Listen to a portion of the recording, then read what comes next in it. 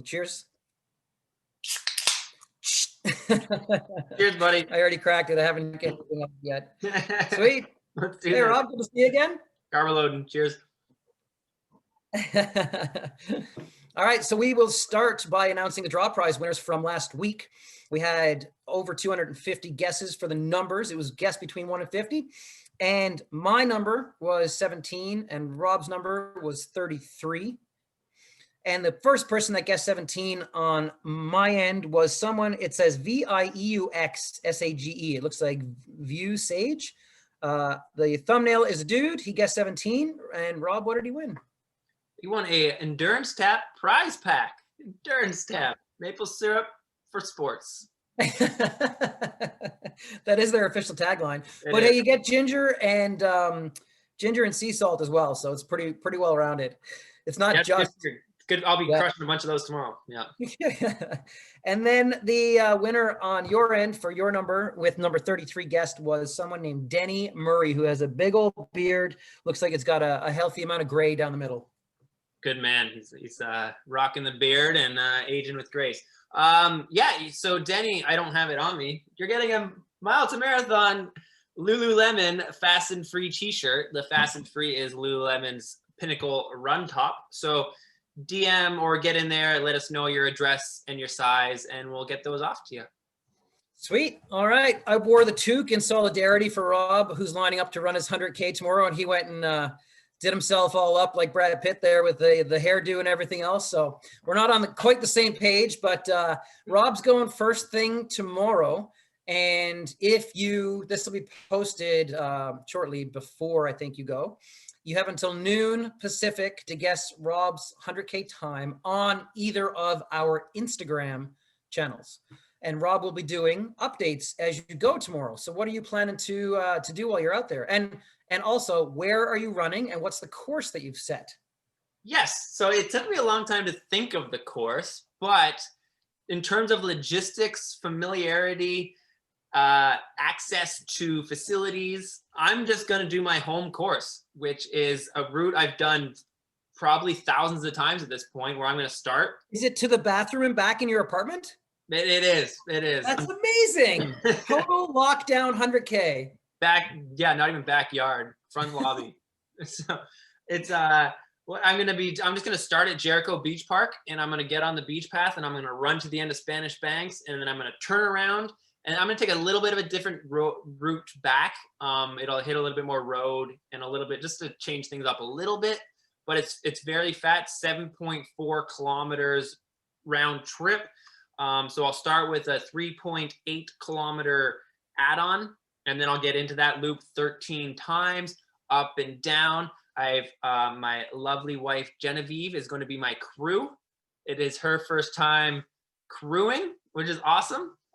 Excited to have her be part of it. And yeah, so like I've been upstairs doing all my bottles, setting up the schedule, and figuring it all out. So yeah, 8 a.m. tomorrow. So Jericho Beach Park, up and down all damn day, man. It's gonna be and what's the forecast for you out there tomorrow weather-wise?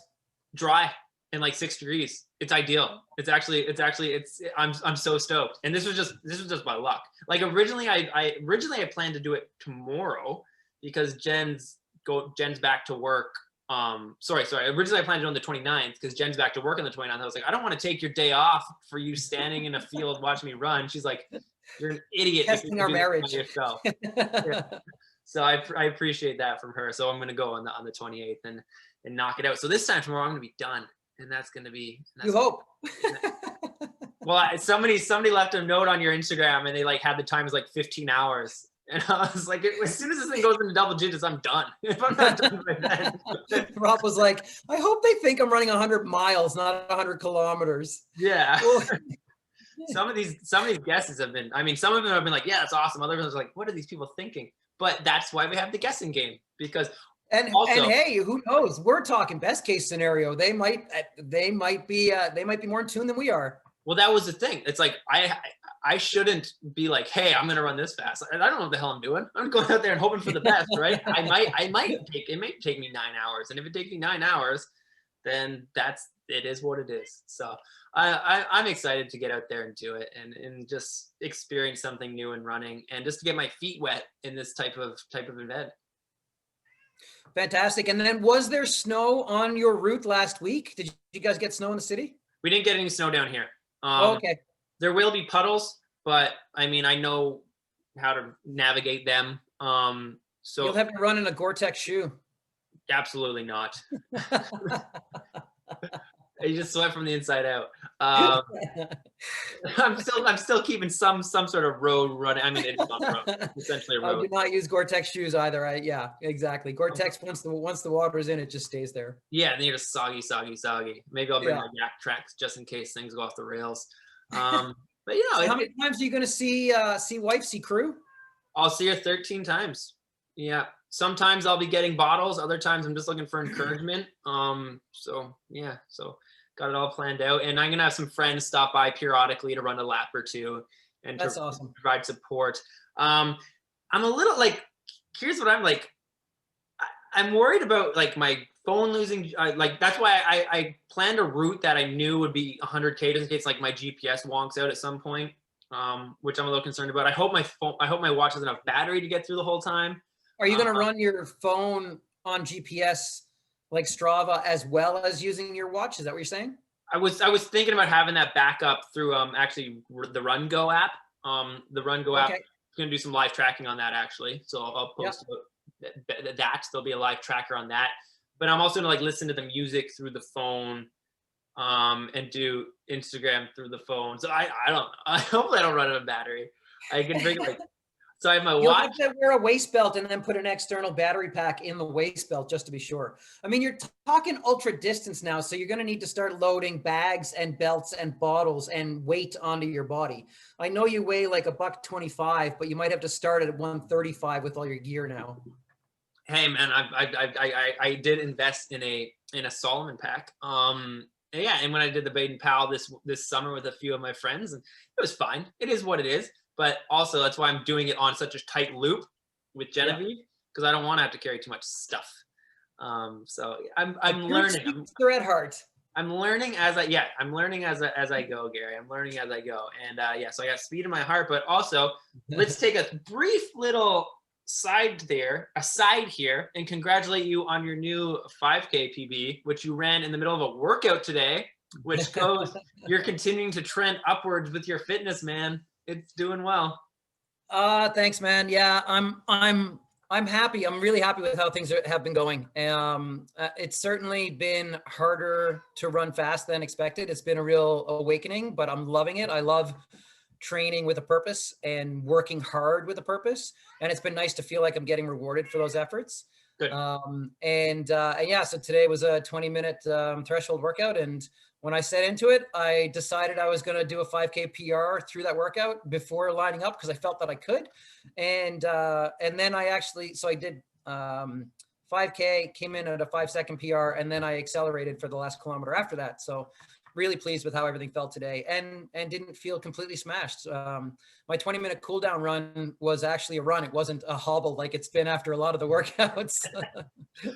Dude, I'm very, very excited to see that. And you called me afterwards. You're like, yo, just crushed it. And it was awesome because like, that's a challenging session for you to come through at what would have been an all out effort 2 weeks ago and just cruise through it and then kick off the back of that. It just shows, man. It shows you're really finding your groove and you're continuing to improve. So I'm excited to see what you can do on your race day. And I'm really, really hoping that my legs are recovered and I can help pace you on your race day. Well, I'm counting on that. So we better make that happen. You're going to need to be sitting in those recovery boots for about a week. I might have to like buy a scooter or something, on a bike. But yeah. So yeah, man. So congratulations. You're doing really well. Thanks, man. No, it's been great. Yeah, you've had some great guidance. The workouts have been fantastic. I love how you've micro adjusted them as we've gone, and really kept me on my toes, literally, and allowed me to have workouts that are attainable, but also rewarding and beneficial. This cat, I'm going to have to escort out of the room here quickly because whether you can hear the cat or not, it is super distracting for me. Yeah. So as I do that, the question for you is: you mentioned music. You've mentioned your music preferences before. Someone in one of the comments mentioned a couple of specific bands. who are a couple of musicians or bands that you'll be listening to during your run tomorrow? Yeah, it was interesting. I saw that the guy mentioned Pennywise and No Effects, which is literally the two first CDs I ever bought. When I was 11 years old, I got my first ever Pennywise CD, and then when I was 12 years old, I bought Punk and Drublic, which is one of No Effects' great albums. So I'll definitely have a lot of skate punk from that, that Fat Records era, strung out. A lot of Propaganda, love Propaganda. Canada's best punk band ever. I know DOA might have something to say about that, but I'm going with Propaganda full on. So I really like the punk rock, but I also like, I'm going to be out there for a long friggin' time. So a few things playing through, some hardcore type stuff with bands like Refused and, Hot Water Music. I'm just sounding like a hipster here, just throwing out obscure bands, but I like loud, fast music. But a lot of it, especially in the punk and hardcore scene, it's a very positive scene. A lot of positive lyrics, uplifting music. A lot of like that youth crew stuff from New York City, which is the PMA, Positive Mental Attitude type bands. So yeah, just fast, loud, and positive. And so do you know Kyle, who said that? Kyle is on Vancouver Island. So he nailed your first two albums randomly when he said who he thought you'd be listening to. Yeah, that's a coincidence. Yeah. Unknown Road. That's really funny. Kyle's awesome. Love that guy. He's done a bunch of my events. Super solid dude. Nice. And the fact that he nailed it, I thought there must have been like some connection there. There are a couple of the bigger bands in the scene, like especially No Effects. Like also like Bad Religion and stuff like that. Those are the bands that I came into like punk rock music with. So they're just classic bands. So anyone who would have an affinity for that type of music would probably maybe just pull ones. When you went to concerts in that area, were you right in the mosh pit getting just annihilated by people? Dude, there's nothing I love more. And like music is one of the few times where I can I'm pretty reserved and like I kind of keep things even keel. But when I go to see a band that I really like and like a song I really like comes on, like I will go off. I remember a couple of years ago, it may have been 2014, 2015. It was the night before the first half here in Vancouver, which is the half marathon. But Hot Water Music, who's like one of my favorite all-time bands, hence the Hot Water Music tattoo on my wrist. Like they were in town. So like I was like, well, I gotta go see them. So like the night before, I sat up in like the balcony. I think it was at Vogue. And I sat up in or maybe it was a rickshaw. Anyways, I sat up top in the balcony. I was like, I'm just going to sit here and I'm going to observe the show.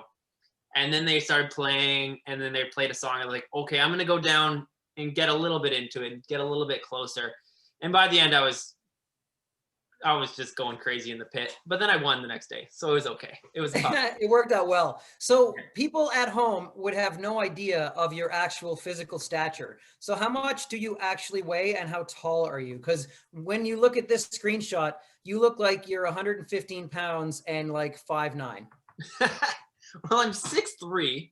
I actually haven't weighed myself in a good while. I would guess I'm somewhere around 160 right now because when I was racing marathons, I was 150. My race weight was 150, which was very, very lean, and I looked very, very. That goes without saying at 6'3". Yeah. So like that was my marathon race weight. That was the weight I would get before like my body would be like start breaking down on me. So I would assume now I'm probably about 160-ish. So the crazy thing is I am 5'9". At least I mean, I'm in my 40s. I'm going to start shrinking soon, I think, but I am 5'9", and we weigh almost the same. Like I'm coming in at like 157, 158 kind of thing right now. So two very different physiques built for two very different running pursuits. Dude, I think your calves are like, your calves alone are just boom. But I'm like the classic ectomorph. Like I got the skinniest wrists and like, that's just my frame is little. Yeah. So it's genetics, man. It's just how people are. Yeah, exactly. Yeah, you don't get to choose that by any stretch. So my question for you for tomorrow, this isn't a race. This is a pursuit. We have an idea of what you're shooting for and how you're going about things. Will you sleep without issue tonight? Will you have any nerves going into tonight? And then conversely, or I guess on top of that, not conversely, in addition, if it were a race, what would you struggle sleeping the night before? Yeah, you know what, man? Like up until about 2013, 2014, before a race, I wouldn't sleep. I would just accepted the fact that I wasn't going to sleep before a race because I was going to be thinking, playing the race through my head. just being nervous. So I would be okay with just lying down and just lying in bed pretty much. And I didn't sleep. And like, so, but then I began to be able to sleep before races. And like, I thought that I was like, oh man, I'm losing my edge. Like, why can I sleep? Do I not care as much anymore? Or am I becoming more familiar with it? But now I sleep fine before races. So I will be able to sleep tonight. I am nervous and excited because it's like your quote before the big chill. You're like, it's not every day you get to go experience something you're never going to forget, right? Which was an amazing quote in an amazing movie, by the way. Really well done. God, like, great work. I'm sure everyone who's watching this has already seen it, but if they haven't, you got to watch it. But that's exactly it. I'm excited to go experience something new. I'm excited to go experience something I've never experienced before in my life, because I've never run 100K in my life. I've never run for 7 hours straight in my life. And this is going to be, I've run almost every single day since I was 16 years old, but I've never run in this way. So I'm super excited about it. So I'm kind of more excited than nervous, because I've come to terms with the fact that I'm going to experience discomfort and I'm going to experience challenges, because that's part of why I'm doing it in the first place. I want to experience those things. I say that now, but maybe when I'm at 78K, I'm like, this is the stupidest thing I've ever done. But you don't think that no matter what, no matter how good the day is going, that will happen. But I'm just excited, man. I mean, I'm a lifelong runner, and I want to be able to experience this sport in all its ways. And also, it's going to help me as a coach who coaches some people who run these, because I want to have that when I talk to an athlete who's going to run a 100K race, I want to be able to be on the same page. Well, this is my next question in line with that. I've been thinking about, so you coach under mile to marathon. So is there going to be a name change after you run 100 kilometers? Mile to marathon. Mile to ultra marathon. Mile to marathon, and then some. Just put a plus at the end. Mile to marathon plus. Yeah, it's like, I coach. I'm very fortunate where I coach some pretty legit like trail ultra guys, like between Craig Fowler and Scott McGuire and Nick Duff. Like, those guys are killers on the trails. And it's going to be really fun to watch those guys represent BC internationally in the coming years. Yeah. So, and there's a bunch of girls in that sphere as well. We've got a ton of talented runners. And when this pandemic, when we move past it and we get to do races again, there's going to be a lot of BC representation. I'm really excited for the next 5 years of local-ish runners representing our community in big international races. I think we're on the precipice of seeing a really strong group representing BC right now. 100%, man. There is a lot of talent in the female and male. Like, you got Anne Marie, who's out there, showed herself. You got Kat Drew, who's gone out there and proved herself. And then we got these younger guys who are hungry to go and prove themselves on that level. And I see how hard they work and how, and how they train. So I like you're saying, I think when this comes, things settle and we're racing again, we're going to have some BC representation in some pretty high level races. And, it's funny, like when I first moved to Vancouver, I think I was so much into my own little running scene that I didn't appreciate what we had around us in terms of the talent. Like, Ellie Greenwood is like phenomenal, like arguably one of the best ultra distance runners all time ever. And all time. You would never know it. Yeah. And so, but the more I get into this, the more and more and more respect. I was like, oh my gosh. And even yourself, you've come top 10 at Western States. Like, that's an incredible result, like in this atmosphere. And I've really enjoyed, throughout this whole process, I've really enjoyed leaning into it and learning about the community, and not just like the physicality of it. It's also the community behind it. And I think that something that ultra and trail running has that road running doesn't have is that tightness of the community. I think the community, there's a lot of community. There's a lot of support. There's a lot of pick me up. As an ultra runner personally, I finished 6th at Western States in 2010, and I had legs 10 years ago, and I wouldn't say to a fault, but I overspecialized. I saw that like I could really do well in big mountain and technical events, and that's where I started to like place my cards. And in doing so, that's where some of the foot speed started to erode a little bit in favor of getting quads that were strong enough to do that terrain. which again is why this pursuit is so fun for me to recapture that. But yeah, in that era, you know, a decade ago, I was running fast pretty regularly, and I was living Lower Lonsdale in North Vancouver and heading out on a Wednesday morning to do a 10-mile session with my buddy Ryan Melcher at the time, who was a pretty quick runner, and we would head out every Wednesday and say it was going to be an easy run, and then by the end of it, one of us would be puking from running the other one into the ground. So having someone to push you is very important, and that's why working with a coach is so important, and that's why people like the guys you just listed are elevating their games, is because they all compete against each other in a positive sense, and they're pushing each other deeper because they don't want to let their friends get away from them when they know that all of them have the same opportunity right now. It's so true. And like that group atmosphere, it will elevate performance as long as everyone keep their egos in check and realize some days you're going to get thrashed, some days you're going to be thrashing people, but it's all for a group, and it's all to get better together type thing. So yeah, man, I feel like there's just an incredible amount of talent in the Lower Mainland across all disciplines of the sport. Disciplines, totally. Yeah. And and I'm just trying to cover all my bases. That's why, you know, I think I've run the fastest mile I'm ever going to run. So now I'm going to, you know, the older I get, the right. Yeah. So how can people follow along tomorrow throughout the day to see how you're doing? And then, as we mentioned, you can guess Rob's time up until noon on either of our Instagram channels. And then the winner who comes closest to the time, do we know the specific draw prize they're getting off of this right now? We don't, but we'll put something together. It'll be a good one. That's all we know. It's going to be a good one. It's going to be a mishmash of all sorts of good stuff, right? So there'll be some beer in there. And a rally. It's an electrolyte. That's why I'm drinking it right now. It's got electrolytes in it. So it's good for me, I guess. I don't have electrolytes. I'm doing it wrong, coach. That's right. Recovery's key, man. It's true. Very true. So for tomorrow, yeah. How best for people to tune in and check in and see how you're doing throughout the day? Yeah, so I think it's still a work in progress, but hopefully we're going to have some live tracking on the Run Go app. Local buddy of mine, Noah works with Run Go. So stay tuned. Maybe I'll have a link for some live tracking there. And also I'm gonna have my phone with me, and I'm going to try to provide updates every 10 kilometers. Via my Instagram stories. So what is that going to look like as an update? Are you going to stop running after 10 kilometers? Is that like this? Yeah, exactly. Yeah. I need this isn't working. I need a giggle or something. So it's going to be the voice to text is just.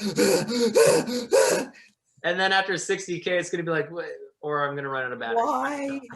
yeah. It's like, well, I've done this to myself, but I think accountability will keep me moving. So one observation I have in that regard that I was thinking about today. So Rob mentioned this to me, and we were trying to figure out the best way to go about this, and then getting people to guess the time.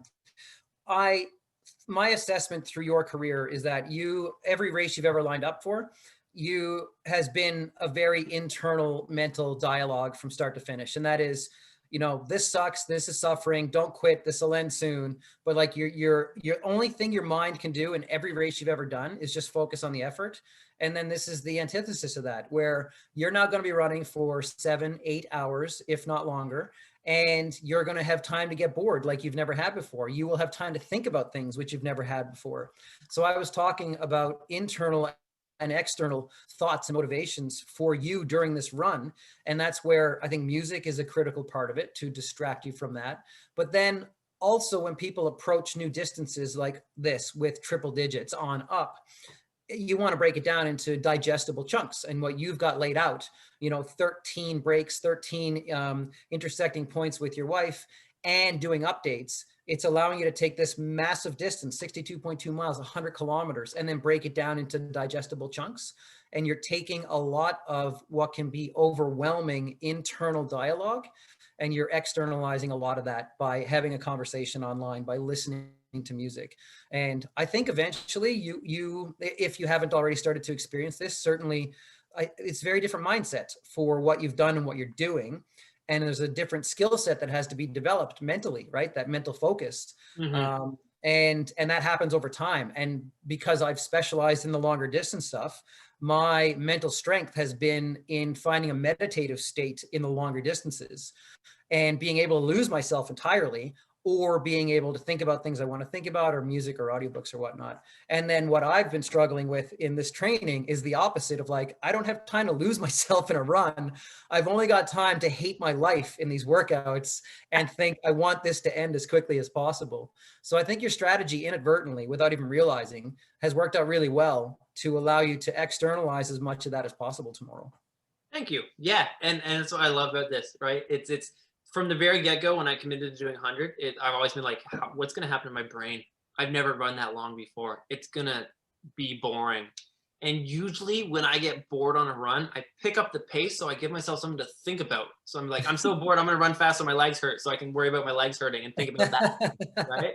Or I can't do that. So, and like you were saying, like, yeah, when you're running fast now, like you got to focus, because if you zone out, you go from running, 3:30 a K to running 3:36 a K. And, over the course, focus all the time. Yeah. Over the course of a long ass race, you can get that back, this, that, and everything else. But over 10 kilometers, you lose 10 seconds because you lost focus. You're like, ah, shit, it's going to be hard to get that back. Right. Yeah, absolutely. That's why I've got the pace as the big number on the watch. And I'm looking at it every 5-8 seconds, because it's so easy to just take one step off and you're like, okay, I'm 10 seconds a mile slower than I want to be. And it's like the watch is constantly saying, no, harder. You got to push again. You got to push again. Yeah. Very different mindsets. But it's, I think that's one of the attractions that both of us have experienced, right? We're both just still running, but we're doing it very differently than we've ever done it before. Absolutely, man. I agree. And I appreciate all your support and your guidance up to this point as my ultra running consultant. And, I'm excited to do this and experience it, and just knowing that completing it is the ultimate goal. And then I'll be able to assess and see if it's something I want to continue to go, or it'd be like, okay, that was cool to do once type thing and carry on. But in the back of my mind, I hope I love it so I can really pursue some performance with it.